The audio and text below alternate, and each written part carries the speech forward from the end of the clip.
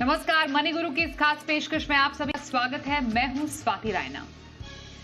अभी भी भारत में 31% जनता के पास हेल्थ इंश्योरेंस नहीं है और कईयों के पास तो पर्याप्त हेल्थ इंश्योरेंस नहीं है।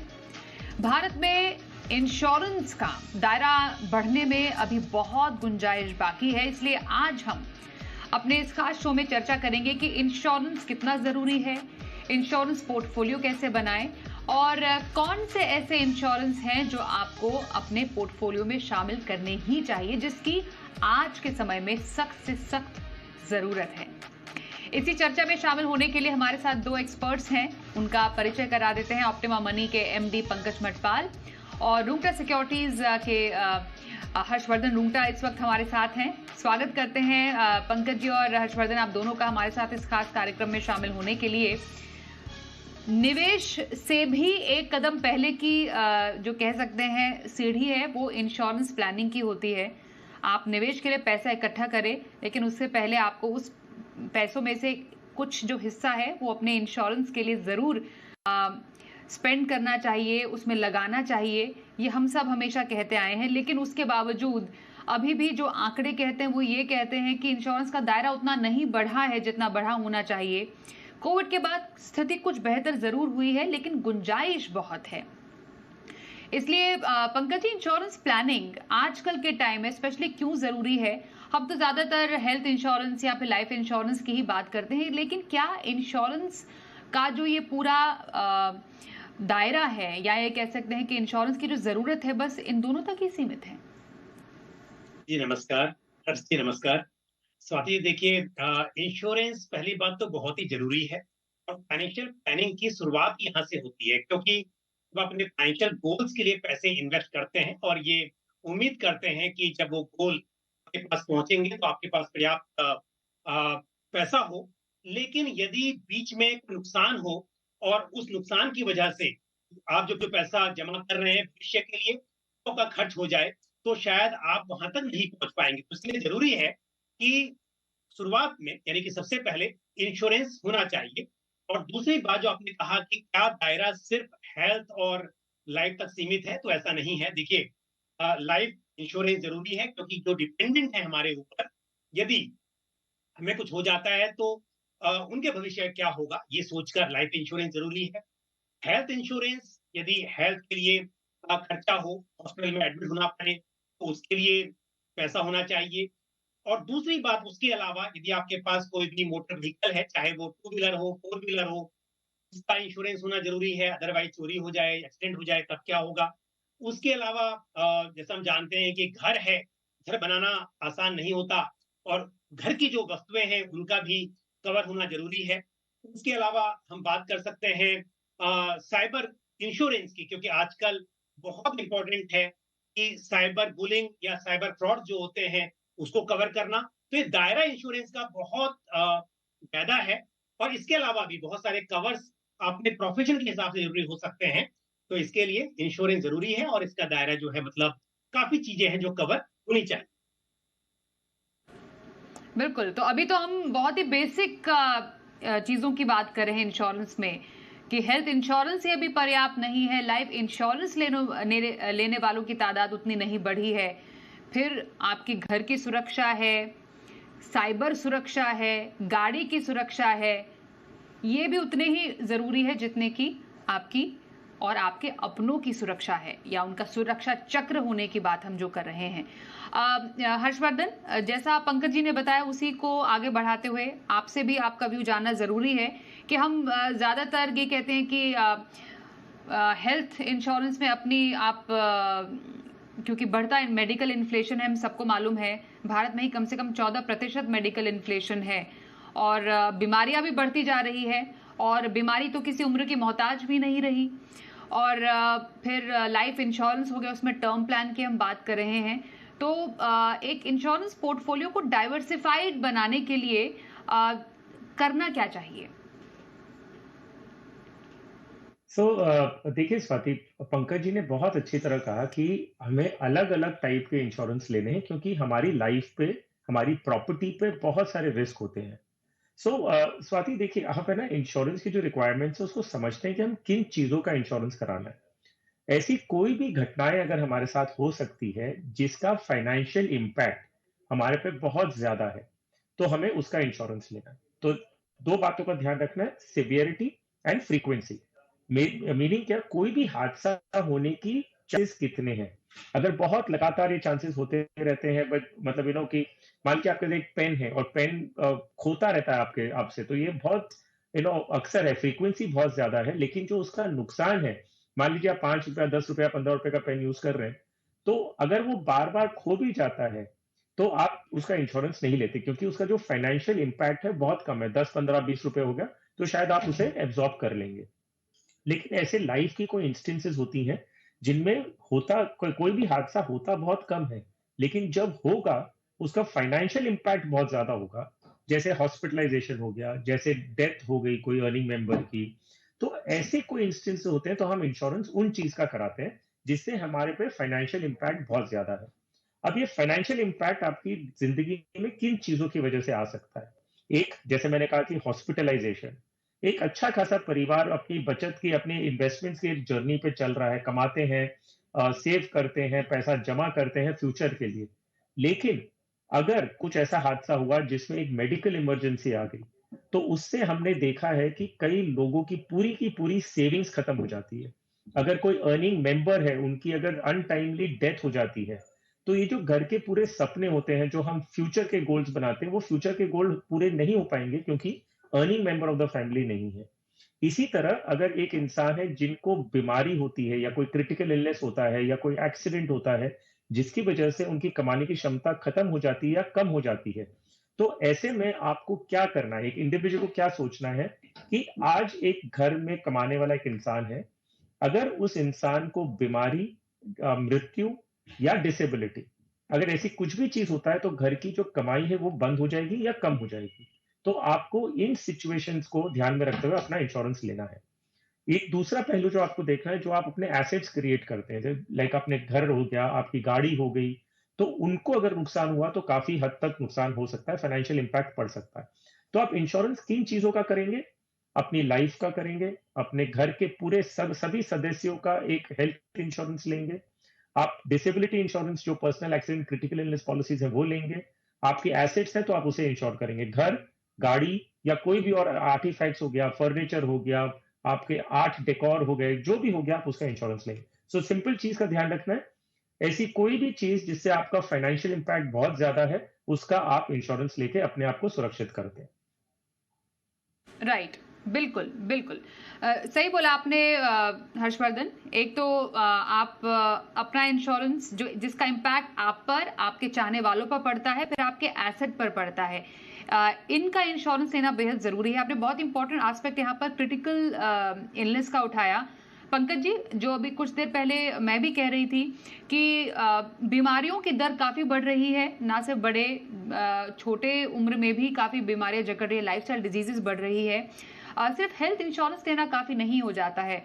उसमें कुछ प्लान्स हैं जो कि काफ़ी इंपॉर्टेंट है, जैसे क्रिटिकल केयर इंश्योरेंस है, और फिर पर्सनल एक्सीडेंट पॉलिसी है। हमें ये भी मालूम है कि हमारे देश में एक्सीडेंट में घायल होने वालों की, यहाँ तक कि मृत्यु की दर बहुत ज़्यादा है विश्व में। तो ये जो दो पॉलिसीज है हेल्थ इंश्योरेंस में, इसका प्रपोर्शन कितना होना चाहिए, इसको कैसे लिया जाए? बिल्कुल। देखिए स्वाति जी, हेल्थ इंश्योरेंस बहुत ज़रूरी है। हम जब जनरली मेडिक्लेम पॉलिसी लेते हैं, तो उसकी 2 बातें हैं। एक तो जो कवर होता है, वो कितना है? क्या एक क्रिटिकल इलनेस होती है, जैसे कि क्रिटिकल इलनेस की बात की जाए तो कैंसर है, या पैरालिसिस है, ब्रेन हेमरेज है, किडनी ट्रांसप्लांट है, हार्ट अटैक है। इस तरह की जो गंभीर बीमारियाँ होती हैं, उसका खर्च बहुत बड़ा होता है। तो इसके लिए जो नॉर्मली मेडिक्लेम पॉलिसी ली जाती है, शायद वो पर्याप्त ना हो। या ये कहिए कि कवर बड़ा भी ले लिया जाए उसके अंदर, तो दूसरी समस्या ये होती है कि जो मेडिक्लेम पॉलिसी है, वो जब बीमारी होती है और उसके लिए अस्पताल में भर्ती होना होता है, तो उसका खर्च वहाँ पर मिलता है। लेकिन क्रिटिकल इलनेस पॉलिसी में जब डायग्नोज़ हो जाती है बीमारी, यानी कि डॉक्टर ने बोला कि ये बीमारी हो गई है, तो उसी वक़्त आपको इसका खर्च मिल जाता है। तो कई बार ऐसा भी होता है कि इस गंभीर बीमारी में हॉस्पिटलाइज़ेशन ना करना पड़े, पर कीमोथेरेपी हो रही हो, मान लो कैंसर में रेडिएशन हो, उसका खर्चा काफ़ी बड़ा हो, लेकिन उसके लिए अस्पताल में भर्ती नहीं होना है। तो अगर क्रिटिकल इलनेस पॉलिसी होगी तो इस तरह का कवर उसमें मिल पाएगा। इसके लिए क्रिटिकल इलनेस पॉलिसी जो है वो आपके जो बेसिक हेल्थ इंश्योरेंस पॉलिसी है, जिसे हम मेडिक्लेम के नाम से भी जानते हैं, उसके साथ में लेना कई बार जरूरी हो सकता है। और दूसरी बात जो हमने कही यहाँ पर पर्सनल एक्सीडेंट की, देखिए एक्सीडेंट्स क्योंकि हेल्थ इंश्योरेंस तो ऐसा है कि बीमार हुए, अस्पताल में भर्ती हुए तो खर्चा होगा वो मिलेगा, लेकिन कई बार टेम्परेरी डिसेबिलिटी हो जाती है या फिर परमानेंट डिसेबिलिटी हो सकती है। अब बीमार होने के बाद अस्पताल से वापस भी आ गए लेकिन डिसेबिलिटी हो गई, तो डिसेबिलिटी के लिए क्योंकि जो आप पहले काम कर पा रहे थे, जो भी व्यक्ति अगर डिसेबल हो जाता है उस तरह से आगे शायद ना कर पाए, जिसकी वजह से उसकी इनकम पर फर्क पड़ेगा। या फिर जब टेम्परेरी डिसेबिलिटी होती है तो उस वक्त भी दवाइयों के अलावा या इलाज के अलावा क्योंकि नुकसान होता है, जो इनकम हो रही होती है रुक जाती है, तो पर्सनल एक्सीडेंट पॉलिसी में सभी चीजें कवर होती हैं। तो इसके लिए अलोंग विद मेडिक्लेम पॉलिसी, मैं नहीं कह रहा हूं कि मेडिक्लेम पॉलिसी इंपॉर्टेंट नहीं है, वो तो बहुत इंपॉर्टेंट है, पर उसके साथ साथ इस तरह की क्रिटिकल इलनेस पॉलिसीज और साथ ही पर्सनल एक्सीडेंट पॉलिसी जिसमें कि बहुत सारे कवर्स और भी अवेलेबल होते हैं, उसको भी लेना चाहिए। ओके, तो personal accident policy, critical illness care लेना ज़रूरी है। इसका तरीका बेसिकली समझना ज़रूरी है हर्षवर्धन, क्योंकि कुछ स्टैंड अलोन पॉलिसी भी होती है और राइडर्स भी होते हैं, मतलब आप ऐड ऑन कर सकते हैं। तो जब एक नई इंश्योरेंस पॉलिसी कोई लेना चाह रहा है, मानिए अभी उन्होंने अभी कोई इंश्योरेंस पॉलिसी नहीं ली है, तो इस पॉलिसी को अलग से लिया जाए, स्टैंड अलोन पॉलिसी के तौर पर लिया जाए हर्षवर्धन, या फिर एग्जिस्टिंग पॉलिसी में ऐड ऑन करा दिया जाए? सही तरीका क्या रह सकता है? देखिए स्वाति, इसमें ना आप किस तरह का कवर ले लें उस पर डिपेंड करता है। तो मैं पहले क्रिटिकल इलनेस की बात करता हूँ। क्रिटिकल इलनेस क्या करता है एज अ पॉलिसी, उनका उसका पर्पस क्या है कि आपने अगर कोई क्रिटिकल एलिमेंट आपको डायग्नोस हुई है, तो मान लीजिए आपका हार्ट अटैक है, कैंसर, पैरालिसिस, किडनी फेलियर, आपका वो ये सारी जो क्रिटिकल एलिमेंट्स हैं, अगर ये आपको डायग्नोस हुई है तो आपको ये पैसे जीते से दे दिए जाते हैं एक लमसम के रूप में, डिफाइंड बेनिफिट पॉलिसी। मेडिक्लेम कैसी होती है कि जो एक्चुअल खर्चा, इंडेमनिटी पॉलिसी होती है कि जितना आपका एक्चुअल खर्चा हुआ उतना आपको रिइंबर्समेंट मिलेगा। Critical illness policy defined benefit policy है, जैसे आप डायग्नोस होते हैं आपको लमसम मिल जाता है। अब इसमें आपके पास एक ऑप्शन है कि आप एक जब टर्म कवर ले रहे हैं तो उसके साथ में राइडर के रूप में ले सकते हैं, या आप एक स्टैंड अलोन हेल्थ सकते हैं। दोनों के कवरेजेस आपको समझने होंगे कि भाई आपको स्कोप ऑफ कवरेज, कितनी बीमारियां कवर हो रही है लाइफ इंश्योरेंस के साथ अगर आप राइडर के रूप में लेते हैं, और अगर स्टैंड अलोन ले रहे हैं तो उसमें कितनी बीमारियां ऑफर हो रही है। जब हम स्टैंड अलोन पॉलिसी को देखते हैं उसमें वो कई वेरिएंट्स देते हैं कि आपको अगर मान लीजिए 10 बीमारियां कवर करनी है, कि आपको 15 करनी है, कि आपको 30-40 करनी है, ऐसे आपको अलग अलग वेरिएंट देते हैं। मान लीजिए सिल्वर, गोल्ड, प्लैटिनम, ऐसे आपको अलग अलग ऑप्शंस मिलते हैं जो आप बीमारियां देख के आप अपने आप को इंश्योर कर सकते हैं। मेरा कहना ये है कि अगर आप क्रिटिकल इलनेस पॉलिसी ले रहे हैं, बेशक आप उसे टर्म प्लान के साथ में जोड़िए या स्टैंड अलोन लीजिए, कोई ज्यादा फर्क नहीं है, सिर्फ आपको अपने हिसाब से उसमें कितनी कवरेज है वो देखनी है। जहां तक पर्सनल एक्सीडेंट पॉलिसी का सवाल है, मेरा सुझाव यह है कि आप उसे अपनी लाइफ टर्म पॉलिसी के साथ में ना जोड़ें, आप उसे stand alone personal accident policy के रूप में ही लीजिए। उसके फायदे बहुत ज्यादा हैं। पहली बात, जो स्कोप ऑफ कवरेज है, अगर आप एक टर्म प्लान के साथ में लेते हैं तो लिमिटेड स्कोप ऑफ कवरेज होता है, लेकिन आप अगर एक stand alone personal accident policy लेते हैं एक जनरल इंश्योरेंस कंपनी के साथ, तो उनका प्रोडक्ट बहुत कॉम्प्रिहेंसिव है। छोटी छोटी डिफरेंसेस बता दूं। एक है कि जो आप स्टैंड अलोन पॉलिसी लेते हैं उसमें एक टेम्परेरी परमानेंट डिसेबिलिटी का क्लॉज होता है।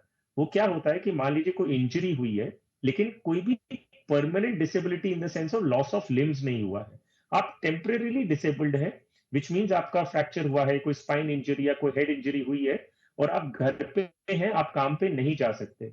तो जितने टाइम तक आप काम पे नहीं जाते, up to a maximum of 2 years, 104 weeks की जो बात होती है, उस समय तक आपको एक वीकली कॉम्पनसेशन दिया जाता है जो आपकी लॉस ऑफ इनकम कवर करता है। ये आपके लाइफ इंश्योरेंस पॉलिसी में लेंगे तो ये फैसिलिटी उसमें है। दूसरी, अगर आप पार्शियल परमानेंट डिसेबिलिटी की बात करते हैं, वो भी आपकी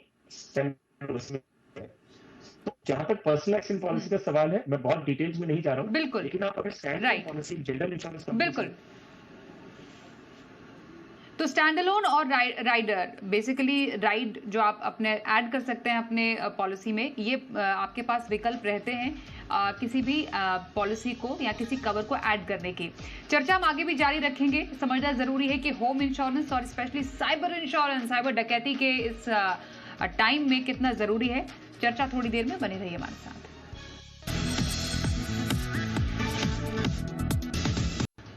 कैसे बनाए इंश्योरेंस पोर्टफोलियो, चर्चा चल रही है। खास हेल्थ इंश्योरेंस पर हमने चर्चा की। एक चर्चा अब बाकी इंश्योरेंस पर भी करना जरूरी है, क्योंकि हमने समझा कि टर्म इंश्योरेंस, हेल्थ इंश्योरेंस अभी आपके पोर्टफोलियो में शामिल क्यों होना चाहिए और इसको कैसे अपने पोर्टफोलियो का हिस्सा बनाएं। पंकज जी, बहुत इंपॉर्टेंट है ये समझना कि हमने हेल्थ इंश्योरेंस पे तो डिटेल में चर्चा की, पर एक इंश्योरेंस जो कि आजकल के टाइम में बहुत ज्यादा जरूरी है, वो है साइबर इंश्योरेंस। हमें मालूम है कि कैसे लोगों के मिनटों में हजारों लाखों रुपए चोरी हो जाते हैं, लोग साइबर फ्रॉड का शिकार हो रहे हैं, ट्रांजैक्शंस किसने की कैसे की पता ही नहीं चल पा रहा। ये एक ऐसा वर्चुअल वर्ल्ड है जिसको कंट्रोल करना काफी डिफिकल्ट हो रहा है। ऐसे में क्या साइबर इंश्योरेंस सुरक्षा दे सकता है?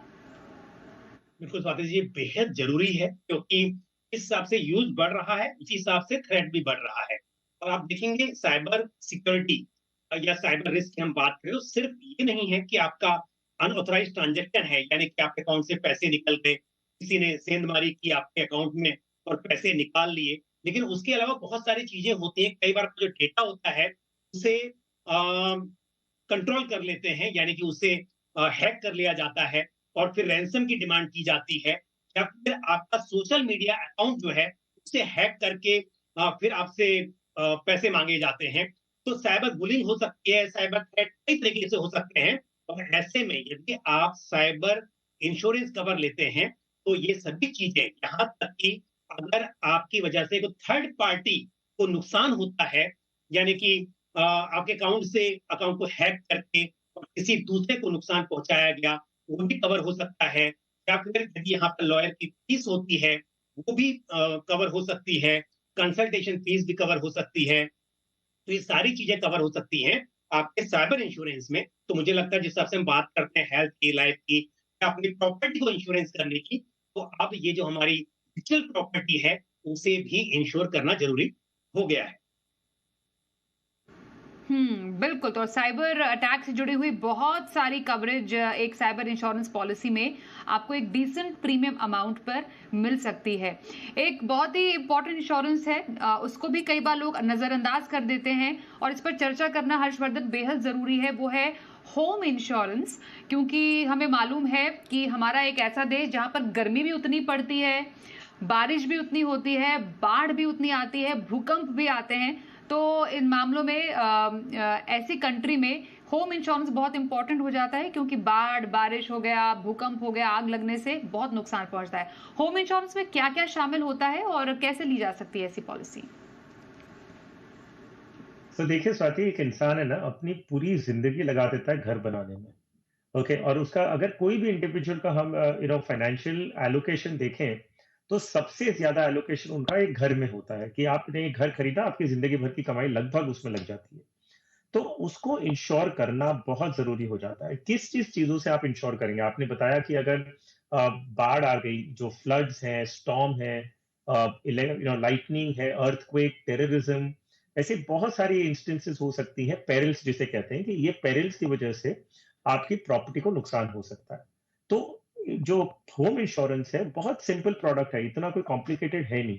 कि आप क्या करते हैं कि आपकी जो रिकंस्ट्रक्शन कॉस्ट है, सो इसमें एक थोड़ा सा एक टेक्निकल एलिमेंट समझना होगा कि अगर मान लीजिए आपका एक फ्लैट है, एक हाउसिंग सोसाइटी में, कॉम्प्लेक्स में आपका घर है, आपका 1000 स्क्वायर फुट का घर है, तो आप कितना इंश्योरेंस अपने लिए लेंगे कि ये 1000 स्क्वायर फुट आपको अगर रिकंस्ट्रक्ट करना होता तो क्या रेट लगेगा? आप जमीन का कॉस्ट नहीं लेते हैं। जैसे आपने मान लीजिए घर खरीदा है 10,000 रुपया स्क्वायर फुट में या 20,000 रुपया स्क्वायर फुट में, तो उसमें जमीन का कॉस्ट भी आ जाता है। तो आप इंश्योरेंस कितने का लेंगे? आप पूरा 20,000 रुपया स्क्वायर फुट के हिसाब से नहीं लेंगे, क्योंकि जमीन को कुछ नहीं होने वाला। आप अपना घर वापस कंस्ट्रक्ट उसी जमीन पे अगर करना होगा, तो कंस्ट्रक्शन कॉस्ट कितना लगता है? तो करीबन आप मान लीजिए 2,500 रुपया पर स्क्वायर फुट, या 3 या 5 या 7,000 तक चले जाइए आप। तो आपका सम इंश्योर्ड कैसे तय होगा कि आपका टोटल एरिया कितना है और उसका रिकंस्ट्रक्शन कॉस्ट कितना है। इस बेसिस पे आप देखेंगे तो 50 लाख, अगर 1000 स्क्वायर फुट का घर है तो 50 लाख 70 लाख रुपए का आपका कवर होगा, घर का कवर होगा।